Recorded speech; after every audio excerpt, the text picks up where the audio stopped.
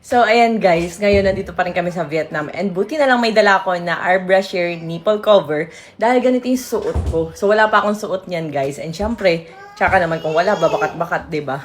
So, ayan, nandito tayo ngayon sa banyo at ilalagay natin yung ating Airbrusher nipple cover. Ang kagandahan pag natanggap nyo, may hard case na siyang kasamang ganyan. And pwede mo rin dito ibalik. So, ito is bago. Kasi total ako naman yung may-ari ng Airbrush here. Ako yung CEO. Unlimited supply tayo ng ganito.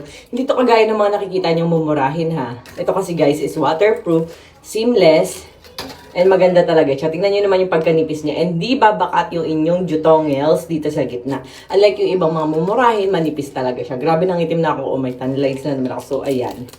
May plastic siya and ganyan siya kadikit. Look. Tingnan niyo ha. Oh. Sobrang dikit talaga nito as in. Grabe yung dikit niya. So, waterproof din po yan. Tingnan nyo naman. And ang kagandahan nito guys, basta ang gagamitin mo ay Rosmar Foam Wash. Aabot siya kahit 25 wash.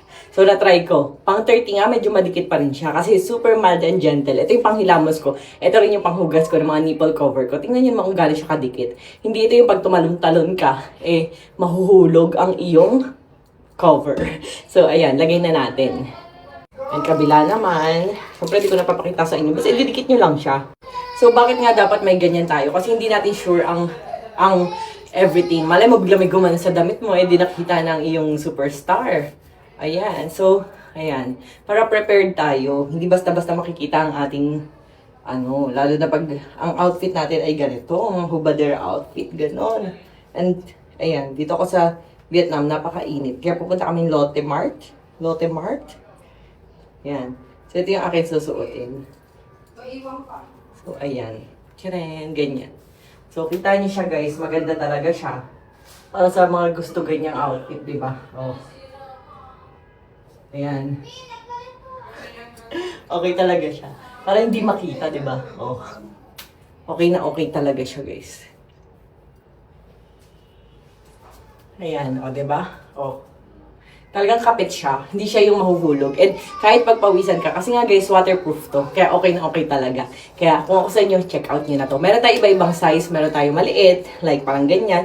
Mas malaki. Depende sa cup ng ano nyo. Meron tayong mga push-up bra para pag magkahiwalay, gusto nyo pagdikitin na ganyan, pwede. So meron tayong Natalie, yun yung version 1. Yung Natalie natin na push-up bra guys, itatag ko na lang yung Airbrusher ha. So dyan na lang kayo mag-order. Di ko na lalagyan ng basket.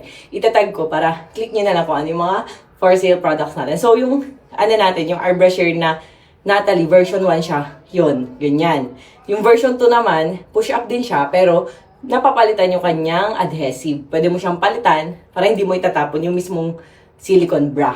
So, push-up siya parehas. Pag kunyari magkahiwalay, gusto yung pagdikitin, kita cleavage, pwede mo siyang iganyan. Ayan. Ito yung aking OOTD for today's video. Ayan. O, diba? Aura-aura na. Lagyan na tayo ng lipstick. So, wala tayong makeup. Lipstick lang.